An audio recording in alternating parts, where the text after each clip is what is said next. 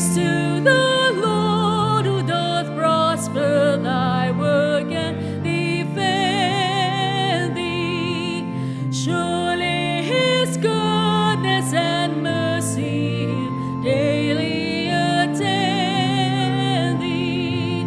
Ponder anew what the Almighty can do, if with his love he befriend thee.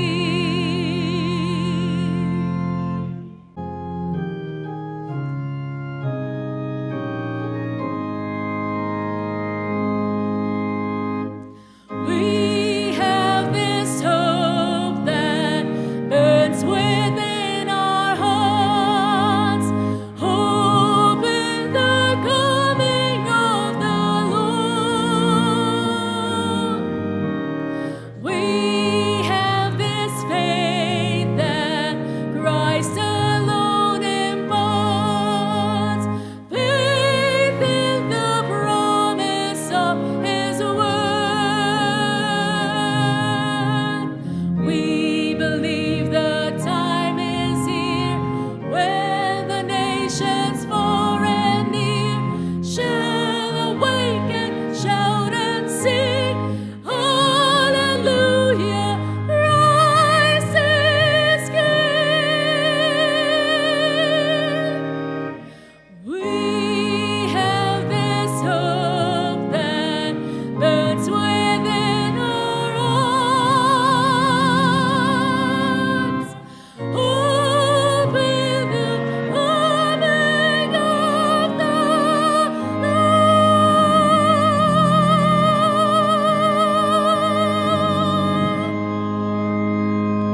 Amen.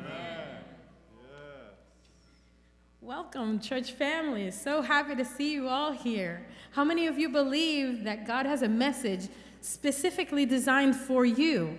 Today we have a baby with us. His name is Mario McGuire. And I'm going to ask the mother, Mikhail, and the grandmother, Bianca, to please come up to the platform, as well as the relatives and godparents and members of the family that are here present today with us. Please come up to the platform. This is a special time. This is very special for the family as well as the family of God.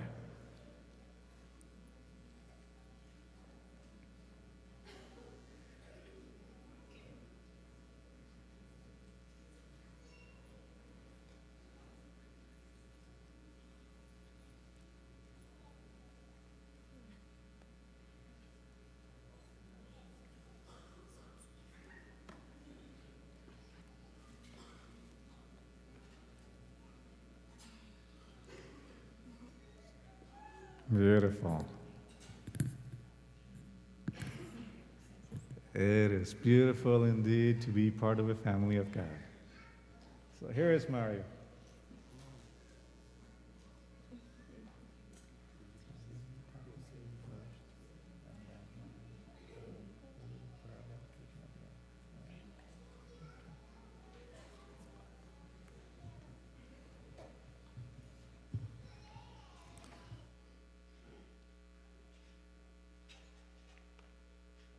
When we talk about babies,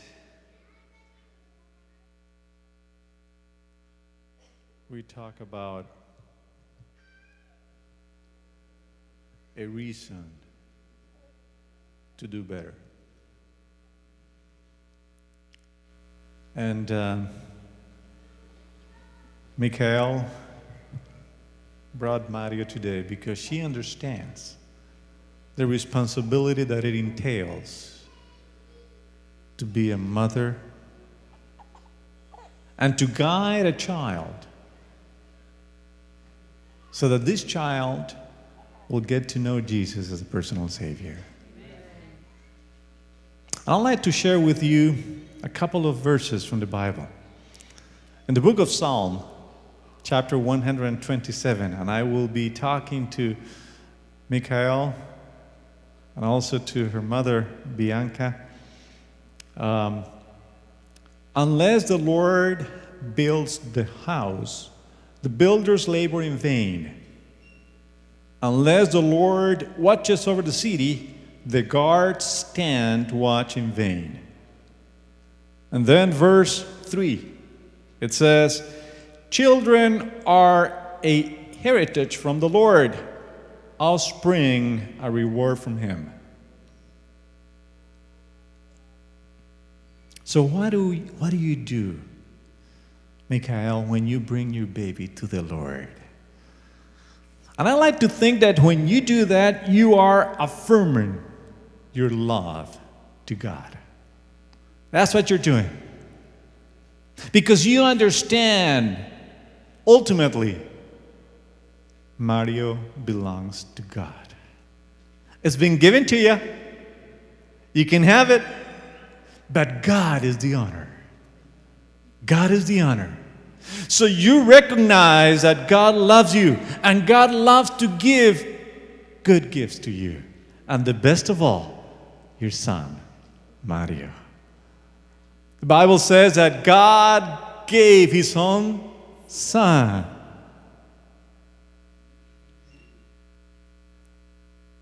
So you express your gratitude to God, Michael, when you say, God, here is my son. Here I am. Do as you please. Because we can give God everything. We can give him money, we can give him time, we can give ourselves, but the most precious gifts that we can give is the lives of those we care most. And if you're bringing him to God, it's because you're telling God, God, I know that I have certain abilities, I know that I have certain capabilities, but I cannot do this by myself. I need your help. And guess what? When you come with that type of attitude, God blesses. God blesses. You're also affirming that you're only a steward, that you're not the owner. That's what you're doing when you bring your child to God. Because parents are stewards, caretakers of the children. The Bible says, children are a heritage from the Lord. That's what children are.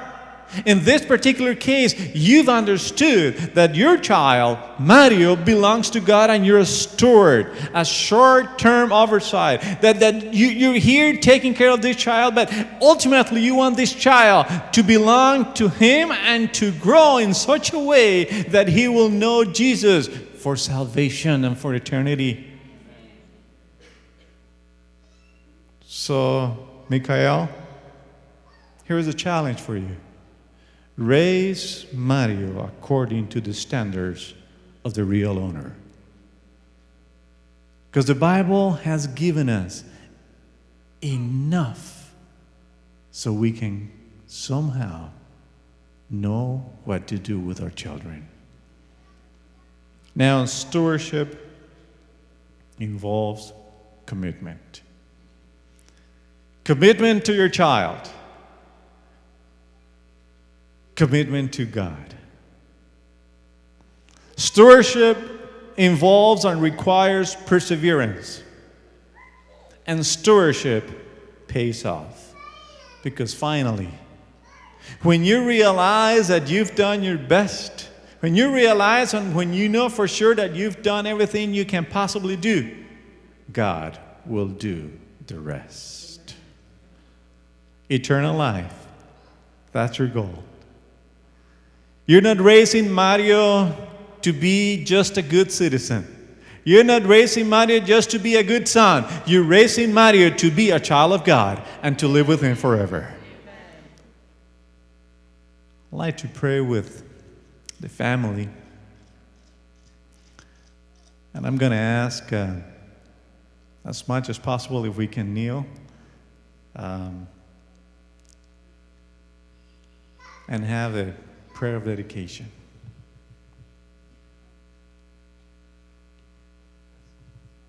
Thank you.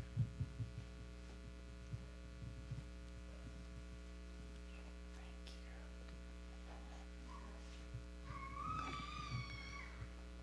Look at this beautiful one here. Yeah. Hey, guess what? He's behaving with me. Uh-huh. Okay. Let us pray. Our dear Heavenly Father, so good to be in your house today. So good to know that you're here present and that your blessings are always with us. This morning, Michael brought her son, Mario McGuire, to be presented to you. And when we do that, we recognize that you're the honor. We recognize that wisdom and strength comes from God. And we pray, Lord, that you give that wisdom and strength to Michael. As a mother, she's got many challenges. And there is enough difficulties in this world. But we ask, Lord, that you keep her close to you. That she will be able to give Mario what he needs in order to know you better and be a citizen of the kingdom of God. We pray for special blessings for the mother and the son. And we pray in the name of Jesus. Amen. Amen. Amen.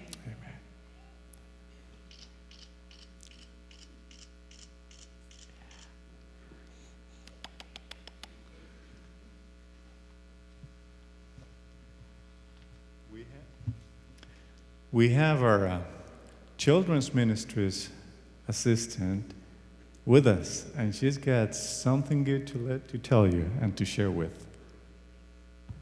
What a wonderful family. And I want you to know you also have your church family, the Miami Temple Church, here to help you.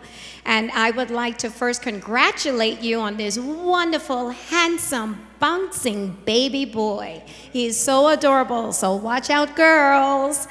And let me tell you that I would like to welcome him, Mario, to one of the most important schools that he will ever attend, the Cradle Roll Sabbath School, under the leadership of Dr. Claudette over there. We begin every Sabbath at 9:45. So when we call Mario, we want him to say, "Here, teacher." So bring him over to Sabbath school in this very special gift bag. You can take the gift bag. You will find his first Sabbath school lesson. So go ahead and read it to him and bring him to Sabbath school.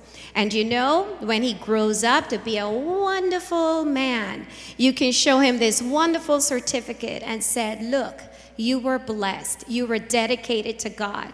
So we want you to know that we are here to help you, because this baby is going to grow up and you're going to think about him and you're going to love him. But best of all, we want you to know that Jesus will be there to help you. So welcome to Miami Temple Church and to the Cradle Roll Sabbath School. And in that bag, too, you will find a very special book that teaches you about children and how to raise them. So read it, and we're here to help you. Those of you who want to help, raise your hand. Thank you so very much, and congratulations. Thank you, Debbie. Appreciate it.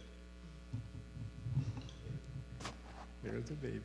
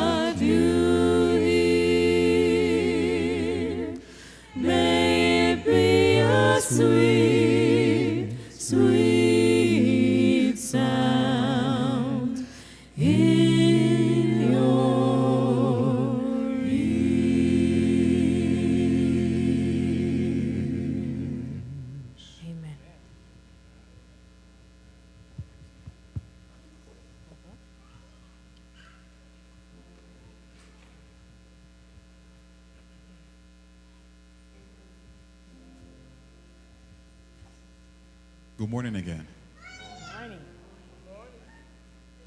There are things that happen in this world that sometimes we don't pay attention to, maybe because they're too far from us. But there are many other things that happen very close to us that will affect our life. It will affect the people that we know. It will affect us directly. We need to understand that we walk with a God that is able to solve everything. Amen. Not just a few, but everything. There should be no doubt about it. Personally, I'm here praising the Lord because I had eye surgery on an emergency basis this week. And I'm happy to say that I can see each one of you today. Not because of me, it's because of him. Understanding his sacrifice on the cross is important in our life. It's not only the cross, it's who was in that cross. Amen. And what he did and what he is doing for us right now. And more than that, what he's going to do for us tomorrow. Amen. Do we believe that he's going to do something for us tomorrow? We're waiting for that. Our faith should not be only for 1 minute. It should be eternal. May us understand that our sacrifice on the cross, the sacrifice on the cross, should be real in our life. In coming here is to thank him for the things that he did during this week. And I'm sure he did many and plenty things for you during this week. Small, big ones. And sometimes not for you, but you were happy they were done for somebody else that you pray and ask for. Therefore, your hearts are very joyful, happy, and we are ready to do what? Sing and praise his name. Amen. May all voices together join us and sing. This is not just us singing. It's not our ministry. It's your ministry. Each one of you is part of this ministry. I want to hear all your voices singing. And more than that, the Lord wants to sing you, your voice. Lift up and praise his name. Amen. Amen. Let's sing together.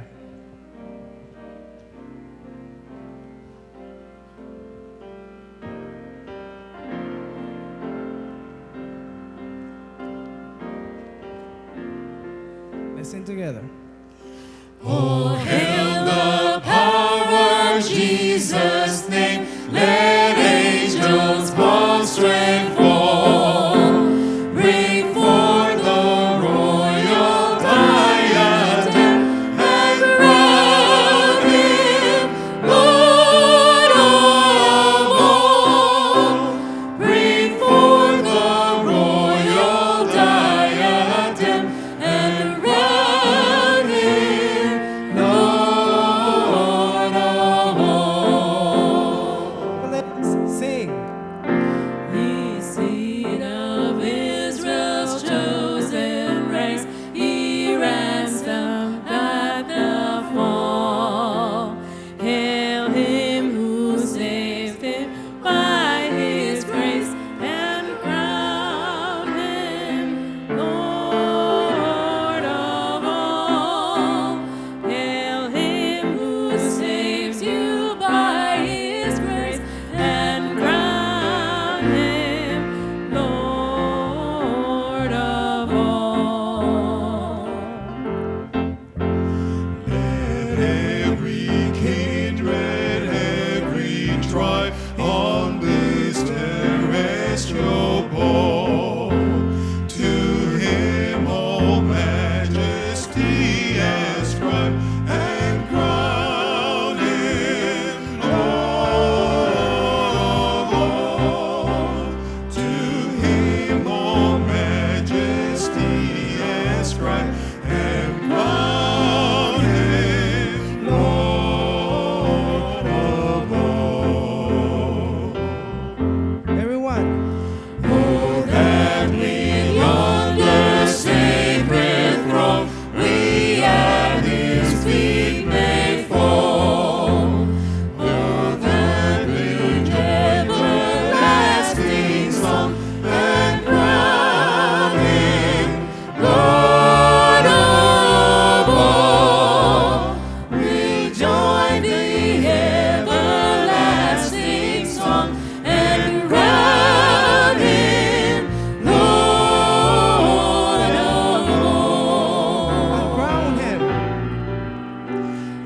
crown him Lord of all. One more time. Crown him.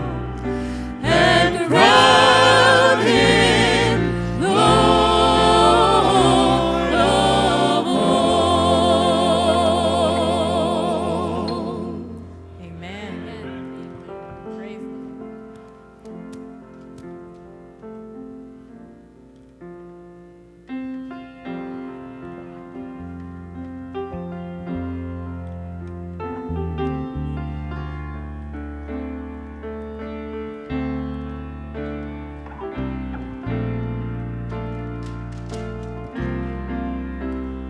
How great is our God. Sing with me, how great is our God. And all will see how great is our God.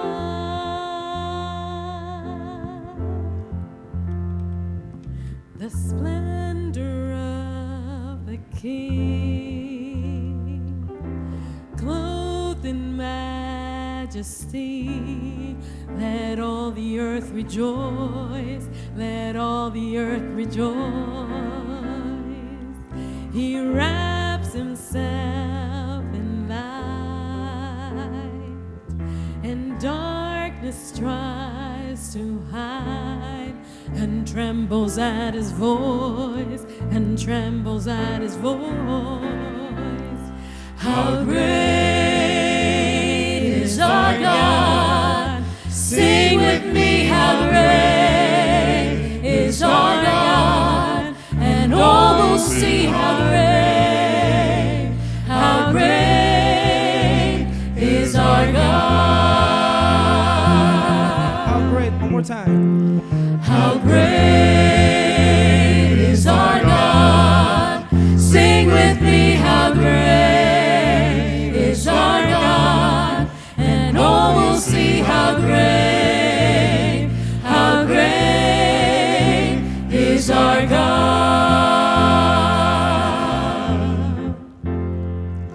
And age to age he stands, and time is in his hands, beginning and the end, beginning and the end. The Godhead three in one, Father, Spirit, Son, the Lion and the Lamb, the Lion and the Lamb. How great is our God. Sing with me, how great is our God. And all will see how great is our God.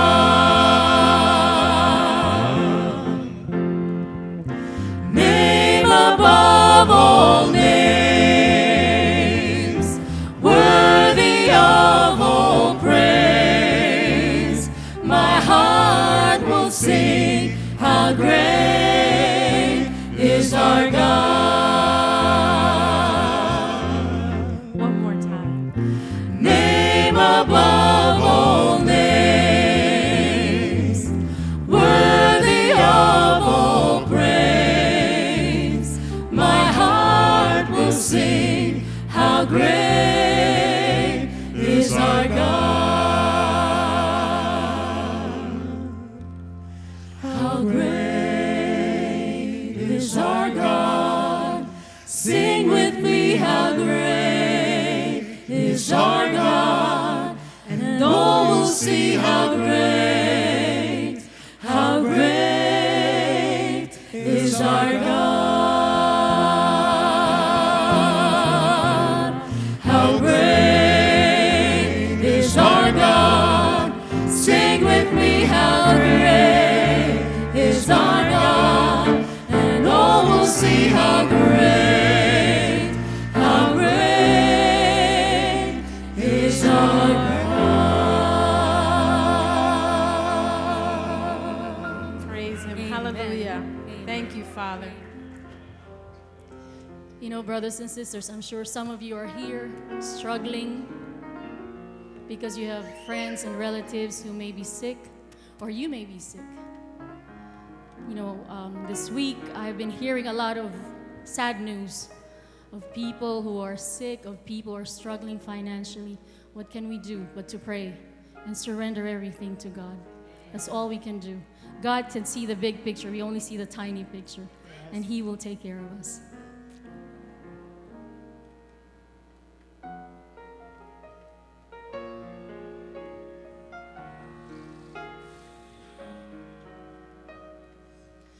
All to Jesus I surrender. All to Him I freely give. I will ever love and trust Him, in His presence daily live. I surrender all. I surrender all to Thee, my blessed Savior. I surrender all. Please sing with us. All to Jesus I surrender. Humbly at His feet I bow. Worldly pleasures all forsaken. Take me, Jesus, take me now. I surrender all. I surrender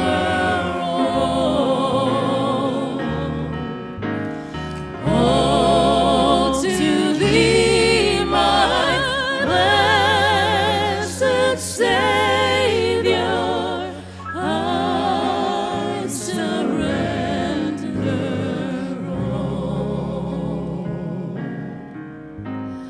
all to Jesus, my Savior. Make me Savior, wholly Thine.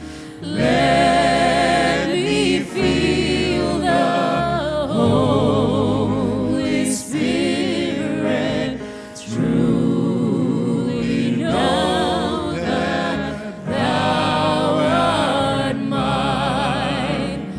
I surrender all. Give your burden to God. He I can handle it. surrender. We can do nothing without Him. Just let it go. All to Thee, my blessed Savior, I surrender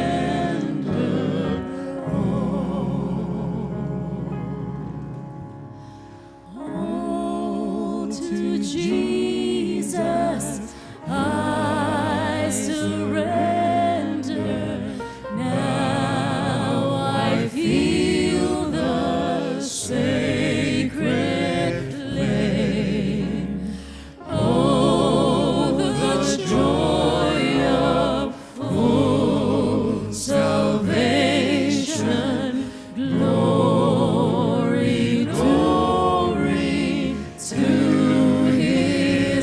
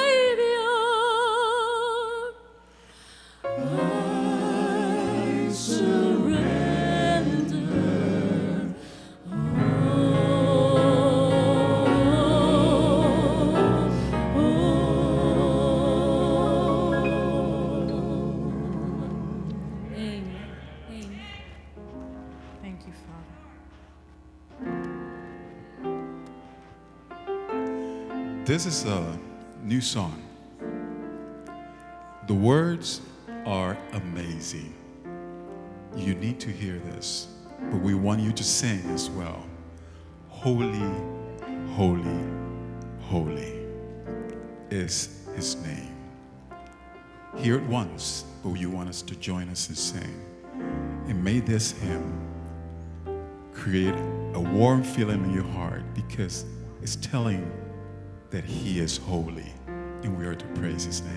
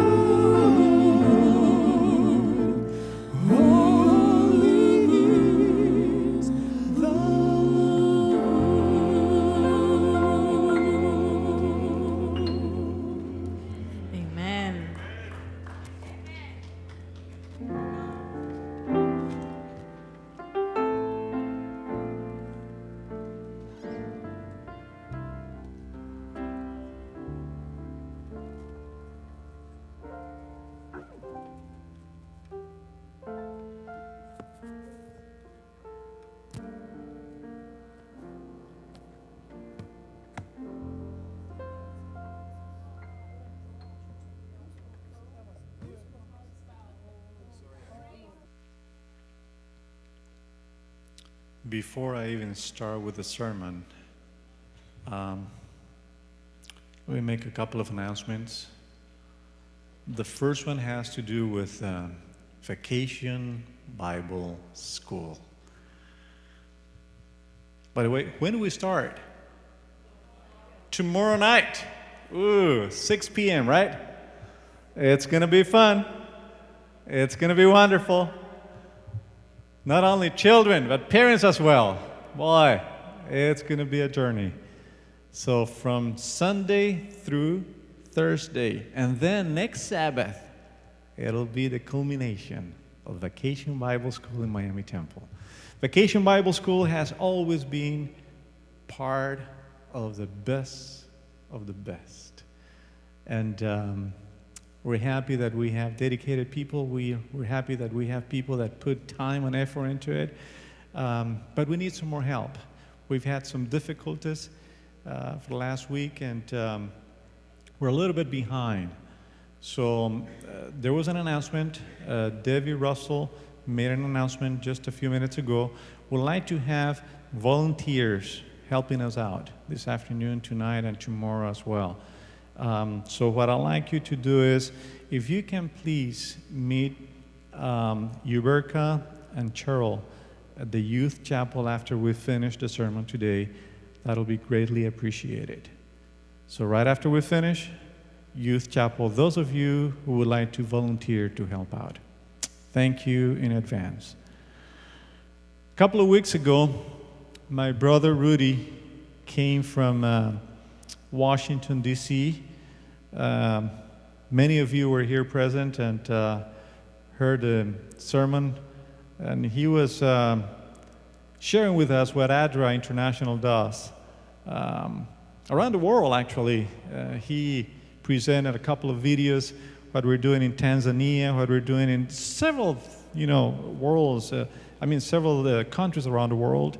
And I believe that most of us were impacted by the fact that ADRA has been doing a tremendous job. So we're happy that God's blessing the church, and we're happy that God is blessing those that the church reaching out to. At the end of the sermon, and he forgot to do it at the beginning, but at the end of the sermon, there were some cards distributed to those of you who would like to be or to know more about ADRA and to be part of ADRA as well. So right now I'm going to ask the deacons to please distribute some of those cards that you have. Yes. Raise your hands if you want to get one of those cards for ADRA International. And at the end of the sermon, again, if you can give them to the deacons, and the deacons will give them to me as well. Thank you very, very much. Yesterday was very interesting because I got a couple of phone calls.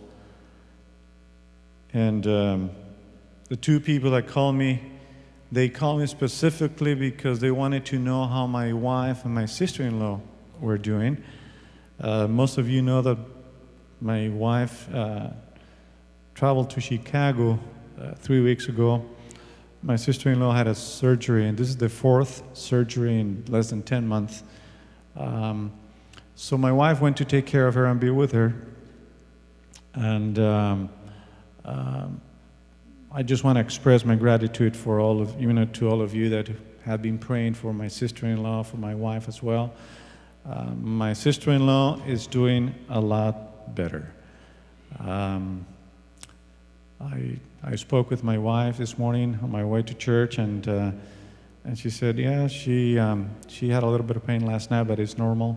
The good thing is that the doctor said things are going very well with her. So I praise God for that, and I praise God that we have people praying for people. That makes a big difference. And you've been praying, and you've been letting me know that you've been praying for her. So thank you very much. The bad news is that my wife won't be back tomorrow as expected. No. She's going to stay one more week. One more week, July 21st at 5:30 p.m.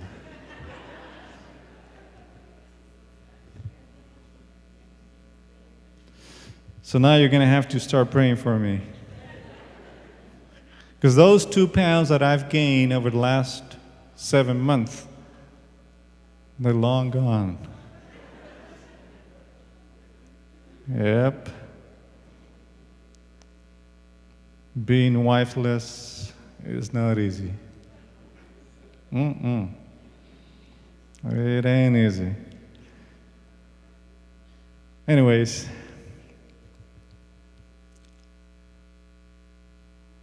we have special sermon today.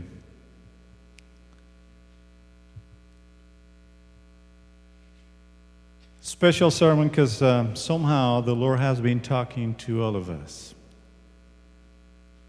and especially to the pastors.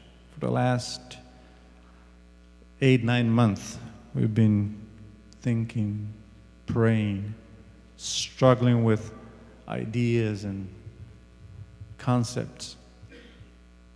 And finally, we came up with the decision that small groups need to be one of the main emphasis that we give at Miami Temple. And when we decided to do that, we knew exactly what we were going to get into. But we knew exactly that the Lord was leading us towards it. So today is the second sermon of a series of sermons on small groups. And the title, Small Groups, Part of Our DNA. As a matter of fact, the title that you have in your bulletin is not the right one. It says, Heart of our DNA. It's a part of our DNA. And before I start, let me pray again. Our Heavenly Father, thank you for being with us. Thank you for giving us a vision and a mission. Thank you for putting in our minds the desire to follow you. And thank you because we've come to the point in which we've decided that there's more to be done. And we believe that small groups is part of the answer. Open our minds, open our hearts. In Jesus' name I pray. Amen.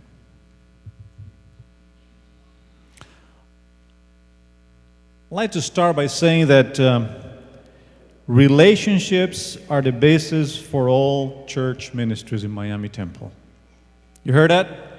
Relationships are the basis for all church ministries in Miami Temple. By the way, we do have a lot of church ministries in Miami Temple. Altogether, we have 14 different ministries. And I say, praise God for that. But relationships is the heart of the matter. I want you to listen to some of the passages in the Bible that some of you are going to read for us. I've asked Jose to help me out, and he's asked 2 more people to help out reading. So whoever has John chapter 13 and verse 34, please stand up and read it out loud for us. John chapter 13 and verse 34. Yes, Brother Zach. Okay. A new command I give you. Love one another. As I have loved you, so you must love one another. Amen. Amen. How about Romans chapter 15 and verse 14? Romans 15 and verse 14. There you go.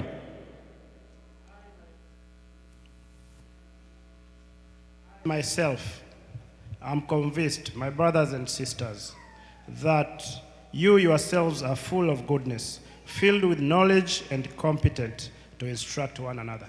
Amen. Ephesians chapter 4 and verse 25.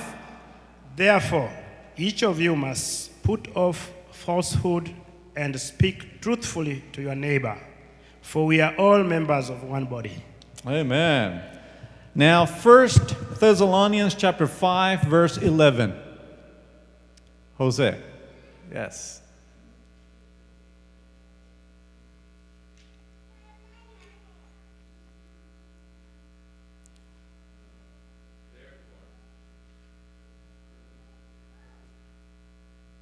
Therefore, encourage one another and build each other up, just as in fact you are doing. How about Romans chapter 15 and verse 7?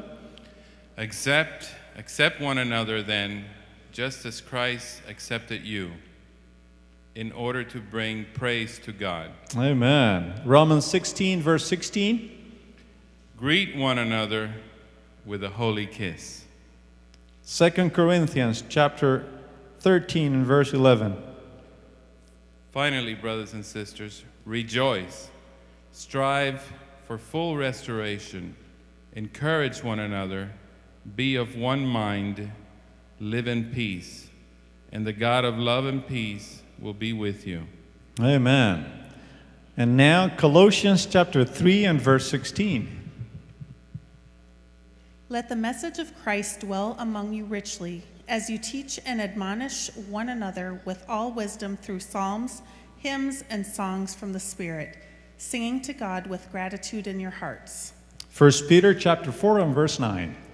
Offer hospitality to one another without grumbling.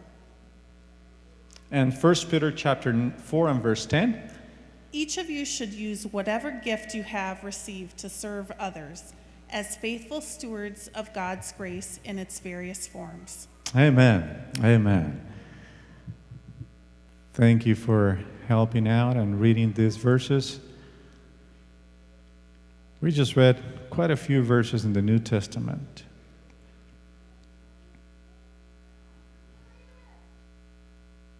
And if you pay attention to these verses, they talk a lot about one another. One another. Relationships. I'm going to ask Maureen Escobar to please come up to the platform with me. Maureen, yes, she's right here with us.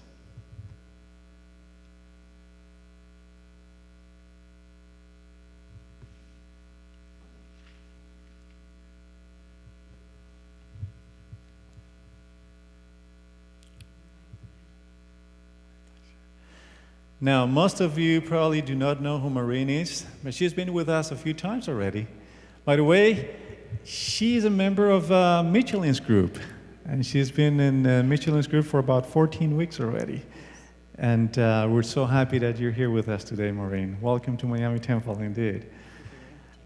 Oh, my pleasure. Now, Maureen and I were talking a little bit before the sermon. And I wanted to ask her a couple of questions, so she can share with us what her experience has been. The first question is, how do you like being in a small group? And what has your experience been with Michelin? Well, first of all, I'm very thankful that Michelin is in my life, because she came at a time that I had personal problems with my health. And she had a group called Spiritual Bodybuilding, and it was wonderful. We met every Thursday due to the fact that my nurse, Eleanor Bowden, invited me, who attends here. And then when the class is finished, I said, oh no, they have to continue. We need either cooking classes and definitely Bible classes.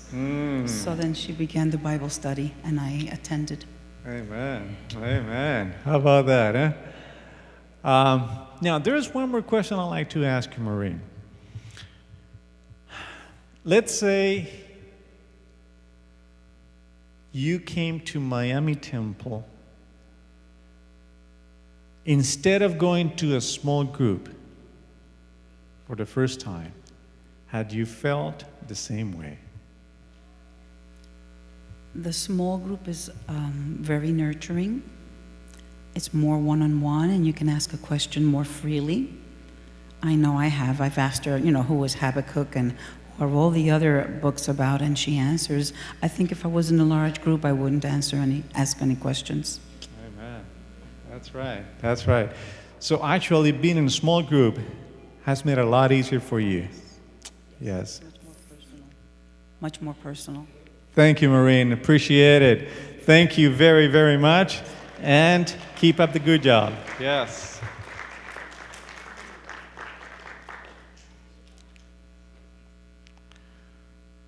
Small groups, part of our DNA.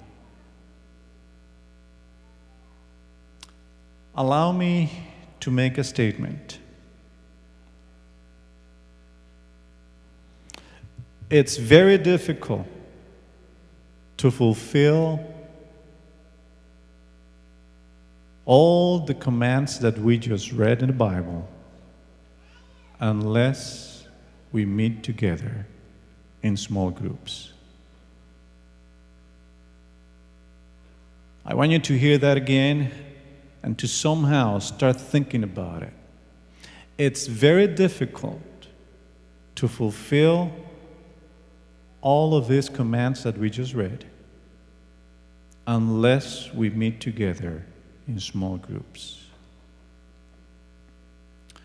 Why is it important for us to meet together? And why does the New Testament describe the one another text the way it does? Because we just read quite a few texts in the Bible, but there is a lot more that talk about one another, one another, one another.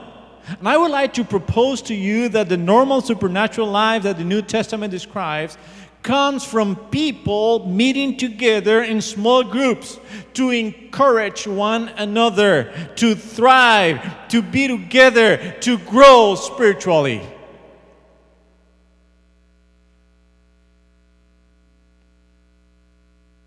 And I'm bold enough to say that there is no better environment than a small group to grow in your spiritual life. So I said relationships are the basis for all church ministries. But I also say that relationships keep us spiritually thriving. They do. Question is, are you thriving spiritually or are you just surviving? Let's be honest and let's be realistic. Most people are just surviving. And there is a big difference between thriving and surviving. Because surviving is going through the motions, the activities, the routine in life. Now, thriving is going through those same motions and activities and routines in life, but there is a passion and there is enthusiasm because you see God working in your life and you see God working in somebody else's life. When you do that, then you start growing, flourishing in God.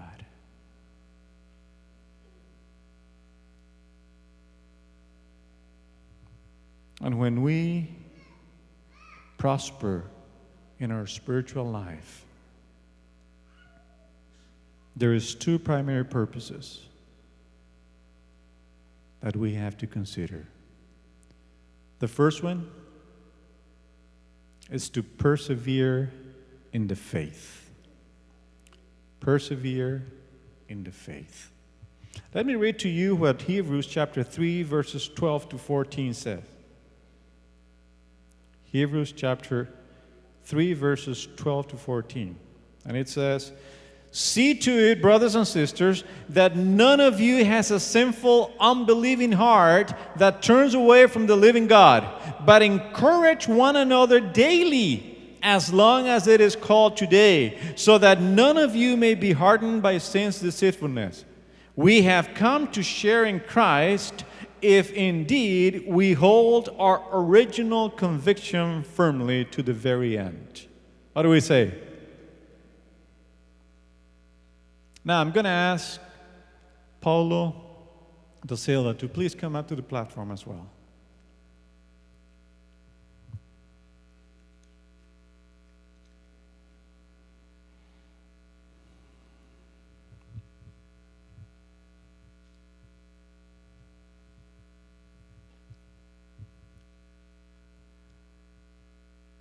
Paulo, you've seen him many, many times.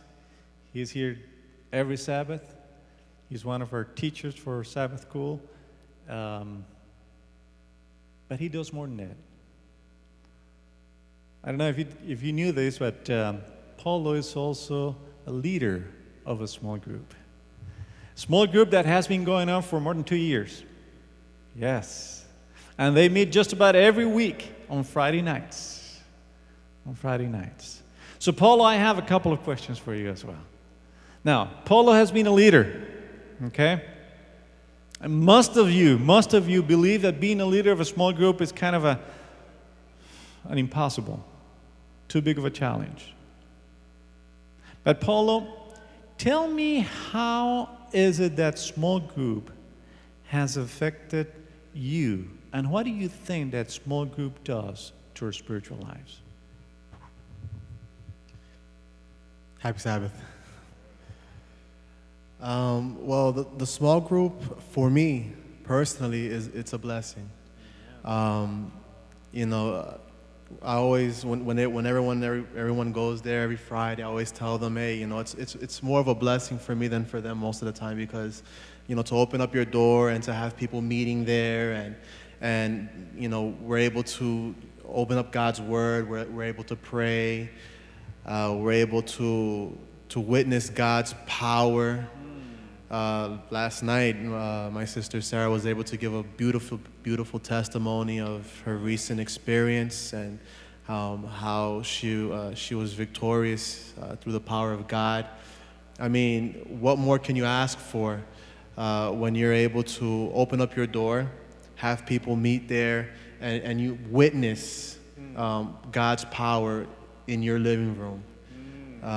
You know, it's for me, it's always a blessing. I mean, that's why we've been doing it for so long, and although sometimes you may have your ups and downs in a small group, I'm a firm believer that, you know, if we close the door, you know, we're giving that territory, giving it away, and that territory belongs to God. Amen. You know, that's where He belongs, and that's where we belong. So I encourage people to be part of a small group. Amen. Amen. Don't go away yet. I have another question for you, Paulo. In this more than 2 years that you've been a leader in a small group, I'm pretty sure you've seen changes in people's hearts and transformation. Share with us how it is for you as a leader when you share God's love and you see that people are receptive and people start to change their lifestyle for God. Well, I have a few examples, but I don't want to put anyone out there. But we have beautiful examples of how people have gone to our small groups one way, you know, feeling a certain way, and you know, and once they have that encounter with God, and that encounter with God becomes consistent in their lives, you know, we see amazing things happening in their hearts, in their personal life, in their love life. You know, we have some couples that came out of that small group, and prayers that were answered, people that thought that, hey, it wasn't going to happen, and we said, just have patience, just wait on the Lord, and God has done wonderful and beautiful things. I mean, when we let God do His job, things work out a lot better. Amen. Thank you very much, Paulo. And remember, we have a small group here led by him, and we will have many more. Thank you very much.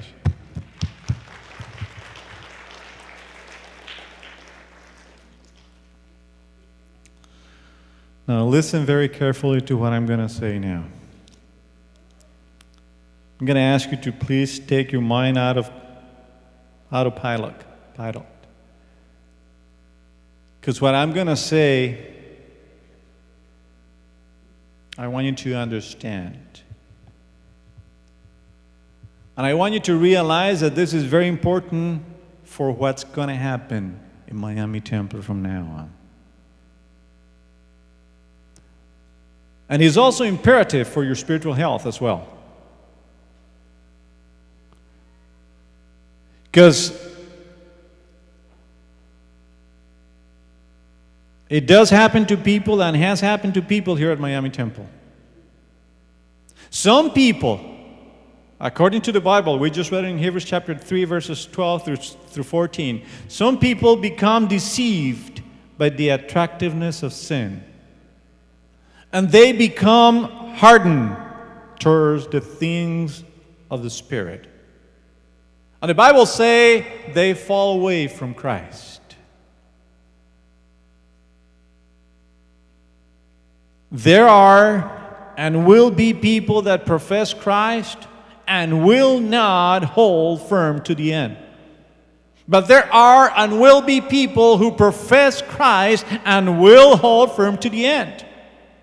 But verse 14 in chapter 3 of Hebrews makes the distinction between those two people.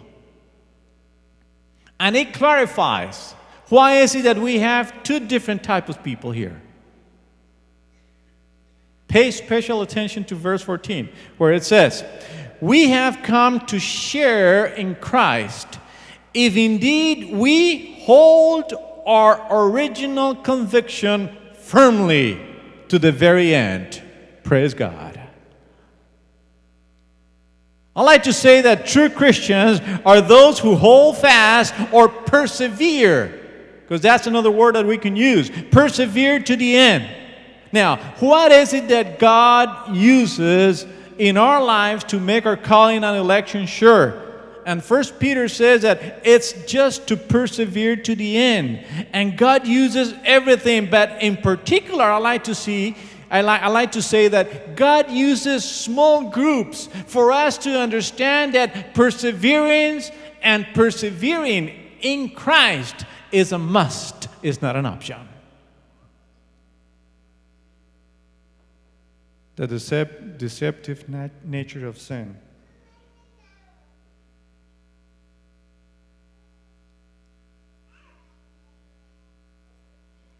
The easiness for us to fall away. It is real.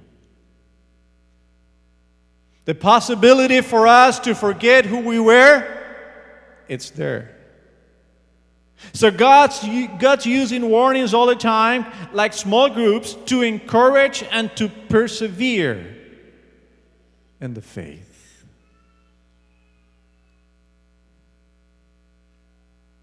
So many people are living a Christian life that has no meaning whatsoever. So many members of churches have been traveling the road of Christianity for years, and still they have not seen any fruits in their lives or the lives of other people.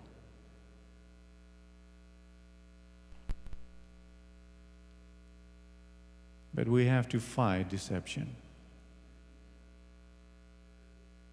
We have to hold fast.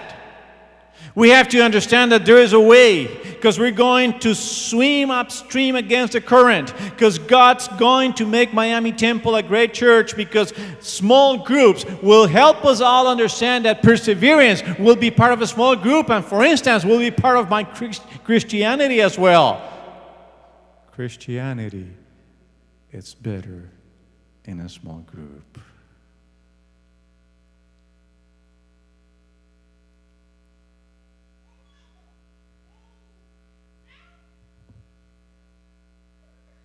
What I'm saying here is not that church don't matter no more.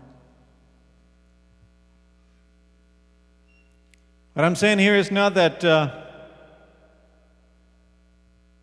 ministries that we have in Miami Temple are not good no more. What I'm saying here is not that the Sabbath school classes that we have are not great and we'll learn a lot.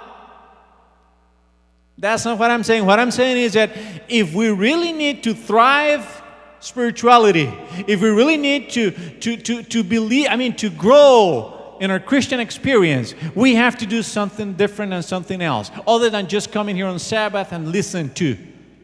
We have to be part of a small group in which we can share, in which we can grow, in which we can be part of, and we can also witness to the Lord.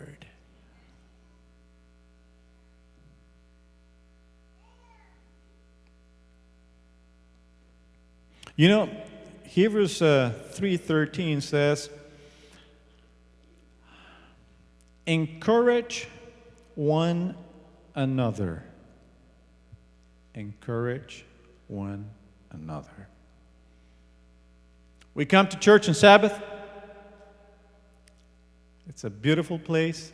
It's a beautiful church, beautiful friends, family, but it's too many of us.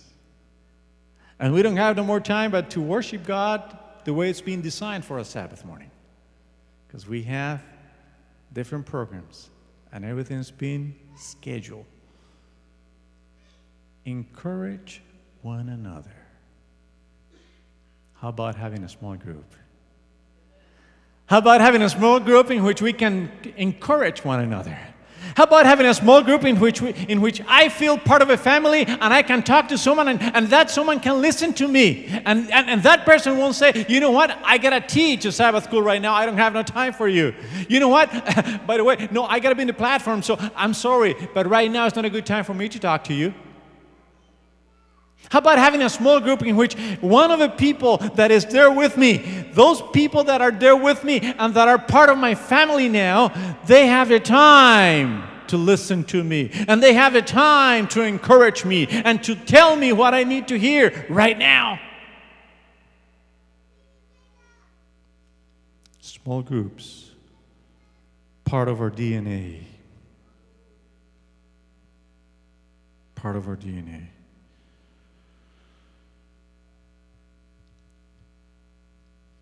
So I said, relationships are the basis for all church ministries.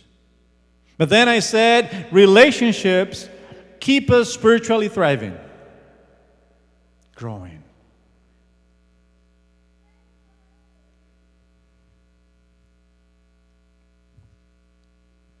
When we grow spiritually, then we persevere in the faith. Not only do we persevere in the faith, but when we grow spiritually, we show radical acts of love. I'm going to say it again. When we grow spiritually, we show radical acts of love. I'm going to ask Roger De Silva to please come up to the platform here with me.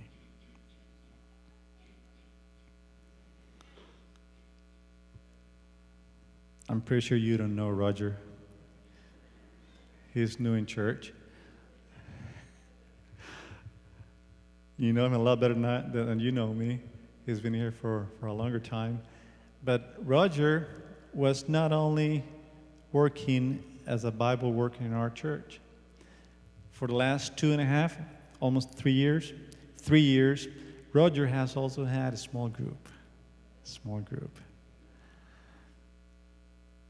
And I've asked Roger to come up here and tell us a little bit about how is it that through a small group we're able to show radical acts of love. Happy Sabbath, church.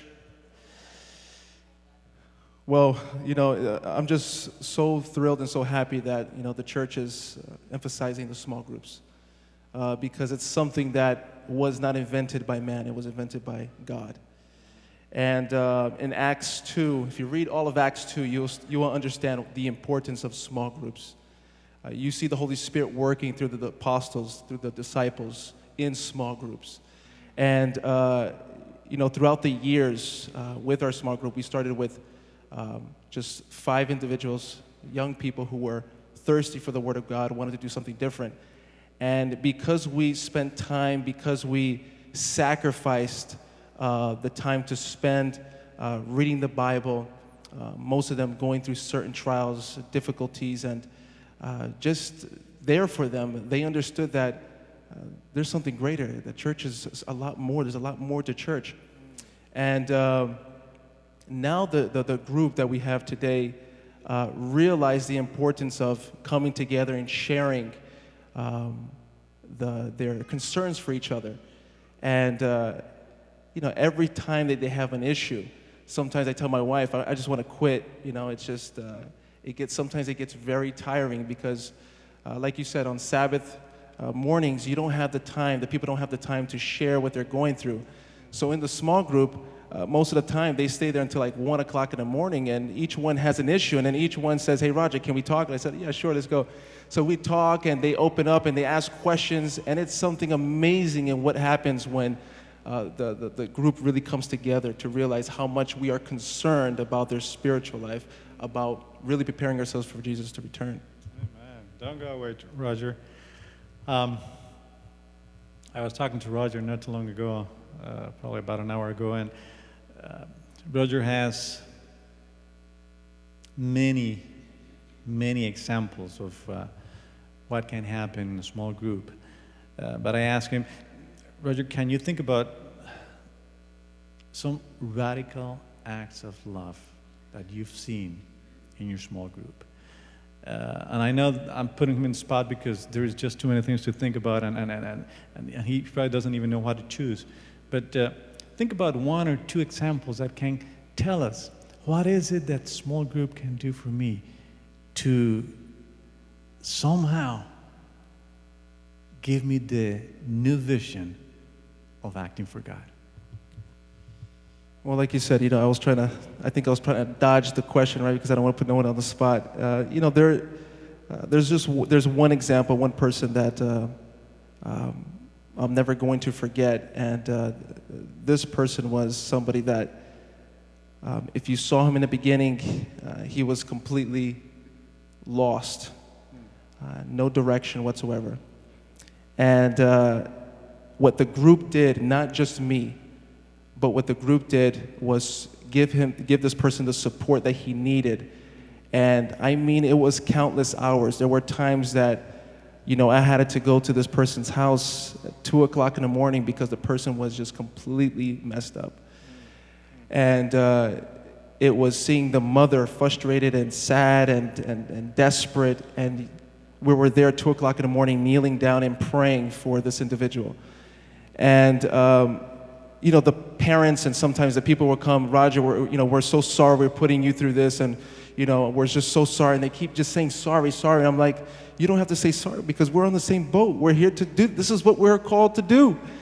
We have to sacrifice that.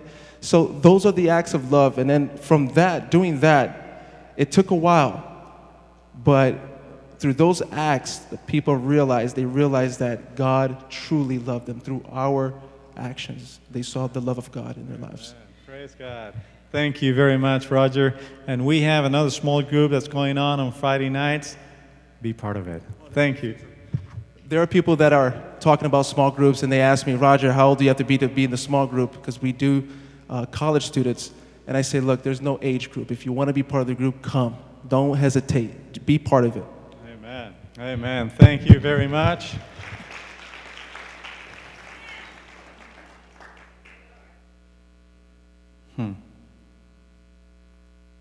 I hate to say this, but I'm going to have to say it. It doesn't happen on Sabbath mornings. It does not happen on Sabbath school. It does not even happen on Wednesday night prayer meetings. But it happens on small groups. It happens on small groups. Because Sabbath morning we come and it's very valuable every Sabbath when we come because we're talking about the truth. We're talking about the gospel. It's inspiring. To some degree, our faith is being strengthened, but we're not fulfilling the commitment. One another.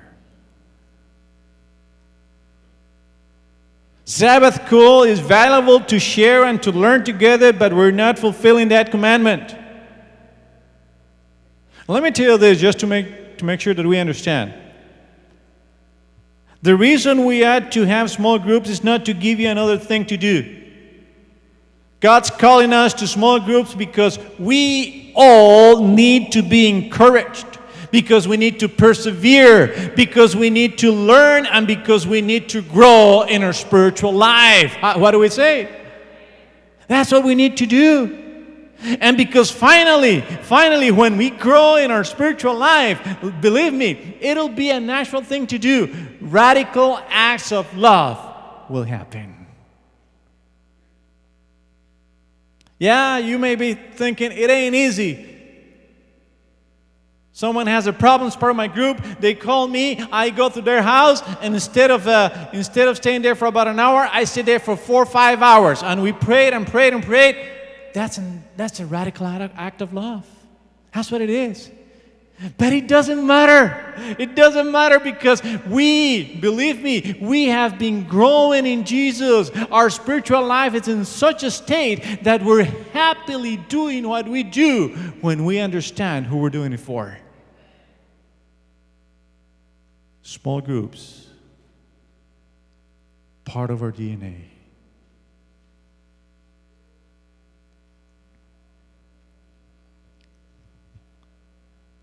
My brothers and sisters, I can tell you one thing for sure. You cannot and will not thrive spiritually alone. You heard me right. You're not flourishing if you're not in some kind of a small group. Imagine what kind of love and good deeds God could stir up if we took small groups seriously. Imagine what God could do if we were in a small group that loved us, cared for us, carried our burdens, and pastored us. Small group. Small groups are going to be part of Miami Temple. Small groups will continue happening more and more in Miami Temple Seventh-day Adventist Church. And if you're a member or a visitor in Miami Temple, I invite you to be part of a small group. But here's the best part.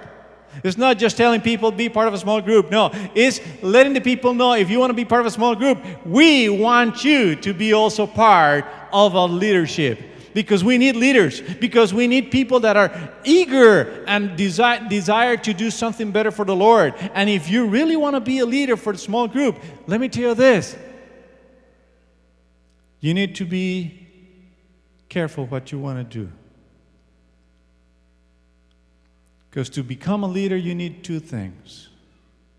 First of all, a desire to follow God. And second, let the Spirit guide you. That's all you need. Desire to follow God and let the Spirit guide you. You don't need nothing else.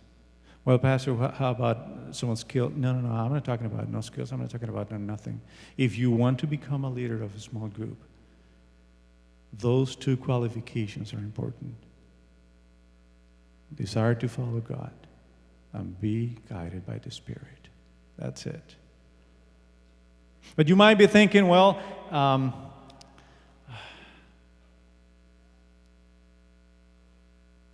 being a leader is too big of a challenge. But I want someone else to lead, but I want a small group in my house. If that's the case, if you want to have a small group in your house, but you're not ready to be a leader, let us know. Let us know. Pastor Lou and Pastor Layton and myself, after praying about small groups, have decided that we're going to launch a series of small groups starting August 21st. Starting August 21st. So we have a date. We already know where we're going to start. Not only do we have a date, but we know exactly what we're going to give. And we have already the material that is going to be given out to you. We have material that is a beautiful material, just came out from the conference office. It's called Following Jesus. 10 simple lessons. Okay? 10 simple lessons. If you want to become a leader, please talk to me after the service. I'll be in the office. I want to hear from you. I don't want to put any pressure. I just want to let you know we need leaders, we need homes, we need people eager to share the gospel.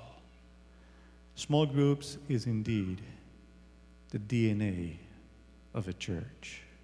Small group is indeed what God has designed for us as Miami Temple Church to grow, to get better, to get bigger, and to make sure that we understand that not unless we share, we won't be able to sow.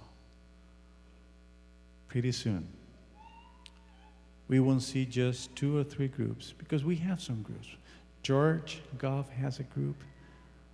Polo has a group. Roger has a group. Michelin has a group. We've got 4 more people ready to start a group in August 21st. But in a church like this, I hate to think that we only have 8 small groups. I'm thinking we could probably have 15, 20, or 30 groups. I'm thinking that's something not impossible for the Lord, not impossible for us if we let Him work through us.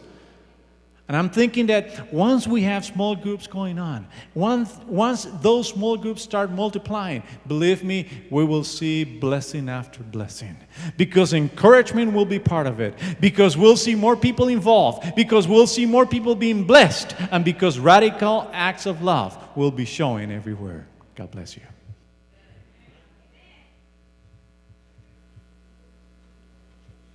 Our gracious Heavenly Father,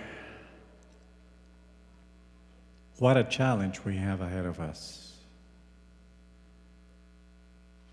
We've understood that small groups is part of our DNA as a church. We've also understood that it's not a new plan. It's been for many, many years and centuries already. That's the way the early church understood it. That's the way they did it. That's the way they grew. And now here we are, Miami Temple Seventh-day Adventist Church, wanting to put in practice some of the principles that you've given us in Scripture, to love one another.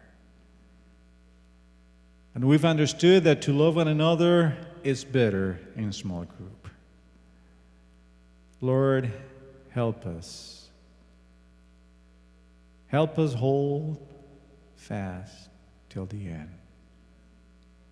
Help us realize that life has many challenges, but with your help, everything is possible. Help us realize that small groups, it's important, and it's more important when I'm part of it. Help us realize that we have talents, and if you've given us talents, we ought to use them all. Thank you for being here. Thank you for what has been happening through the small groups that we already have and what will continue happening in the small groups that will start. In Jesus' name I pray. Amen. Amen. Remember, if you want to become a leader, or if you want your house to be a small group, come to my office. I'll be waiting for you. I'll be there for a few minutes waiting for you. I just want to take your names. We'll have a meeting the first week of August. We'll let you know when. Thank you.